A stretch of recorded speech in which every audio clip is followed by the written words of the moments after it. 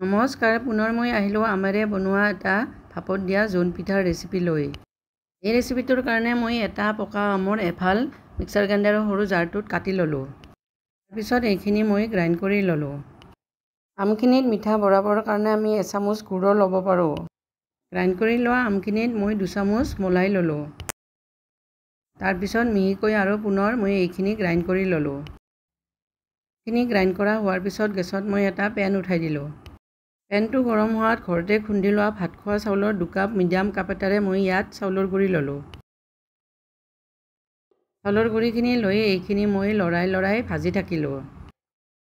অকণমান time medium ফ্লেমত ভজাৰ পিছত গেছৰ ফ্লেমটো মই ল' মিডিয়াম কৰি ল'লোঁ।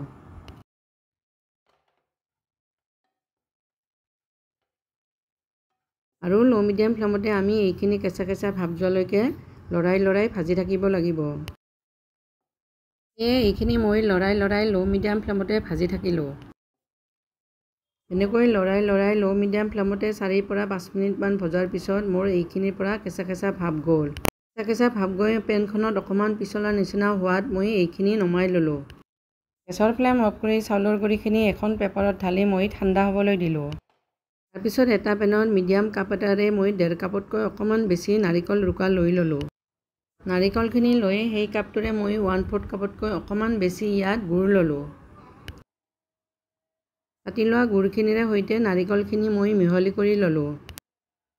গুড় আৰু নাৰিকলখিনি মিহলি কৰি মই গেছত পেনটো উঠাই দিলোঁ। আৰু গেছৰ ফ্লেমটো মই ল' মিডিয়াম কৰি ল'লোঁ। ল' মিডিয়াম ফ্লেমতে মই নাৰিকলখিনি লৰাই ভাজি থাকিলোঁ।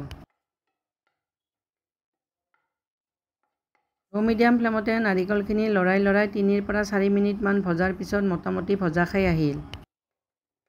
এনেকৈ ভাজি থকাৰ মাজতে মই আধা চামুচতকৈ কম ইলাচীৰ গুড়ি ইয়াত লৈ ল'লোঁ। ইলাচীৰ গুড়িখিনি লৈ পুনৰ মই এইখিনি 1 মিনিটমান ভাজি ল'লোঁ।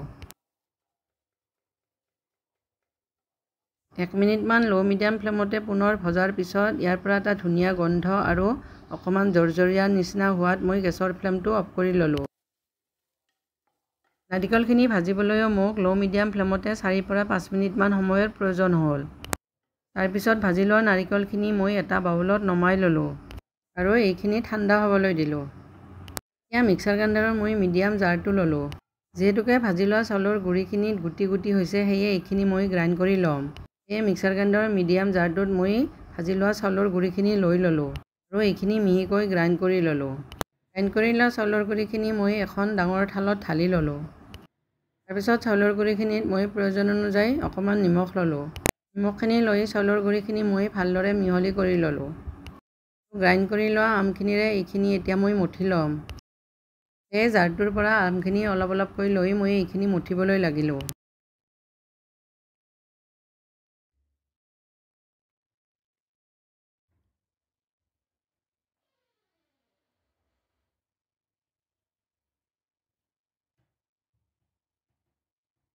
চাউলৰ গুড়িখিনি বেছি টানো নহয় বেছি ঢিলাও নহয়, মই এনেকৈ মঠি ল'ম।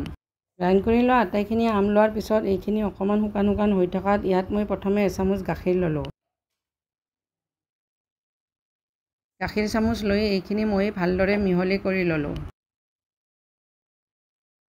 পুনৰ মই ইয়াত এচামুচ গাখীৰ লৈ এইখিনি ভালদৰে মঠি এটা চফ্ট ডো বনাই ল'লোঁ।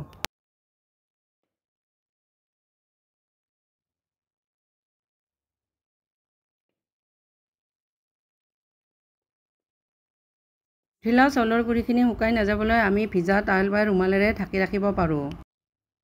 যিহেতুকে পিঠাকেইখন মই লগে বনাম সেয়ে মই ঢাকি ৰখা নাই। আৰু মঠি লোৱা চাউলৰ গুড়িৰ পৰা কেইটামান পুৰিৰ আকাৰত মই লাড়ু বনাই ল'লোঁ।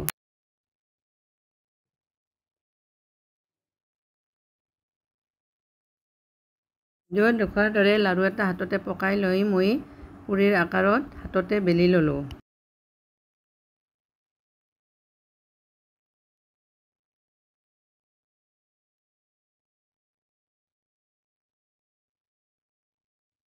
তাৰপিছত পুৰিখনত মই নাৰিকলৰ পুৰ লৈ ল'লোঁ।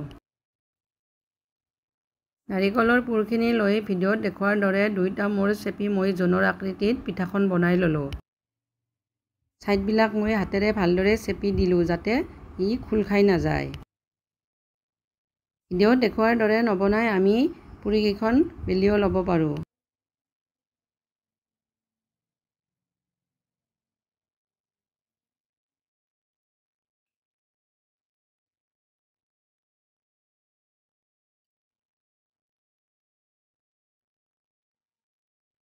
মুঠি লোৱা চাউলৰ গুড়িৰ পৰা মোৰ পিঠাকেইখন জোনৰ আকৃতিত বনাই লোৱা হৈ গ'ল।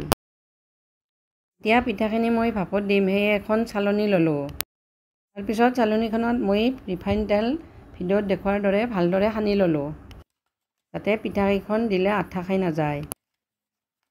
তেলখিনি সানি লোৱাৰ পিছত মই পিঠাকেইখন ইয়াত লৈ ল'লোঁ। পিঠা মোৰ দুখন নুজুৰিল, সেয়ে ৰাখি দিলোঁ। এই দুখন পিছত বনাম। চচপেনত মই পানী উতলিবলৈ দিছিলোঁ। উতলি থকা পানীখিনিৰ ওপৰত মই পিঠাৰ চালনীখন উঠাই দিলোঁ।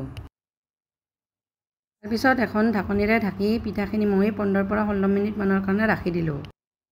ঢাকনিখনত ফুটা আছিল যদিও মই কাগজেৰে ফুটাটো বন্ধ কৰি দিছোঁ। 16 পৰা 17 মিনিটমান হোৱাৰ পিছত মই গেছৰ ফ্লেমটো অফ কৰি ল'লোঁ। পিঠাখিনি মোৰ হৈ গ'ল, সেয়ে নমাই ল'লোঁ। আমেৰে বনোৱা ভাপত দিয়া পিঠাৰ ৰেচিপিটো চাই কেনেকুৱা লাগিল কমেণ্ট কৰি জনাব আৰু লগতে লাইক, শ্বেয়াৰ, ছাবস্ক্ৰাইব কৰিবলৈ নাপাহৰিব। আজিলৈ ধন্যবাদ।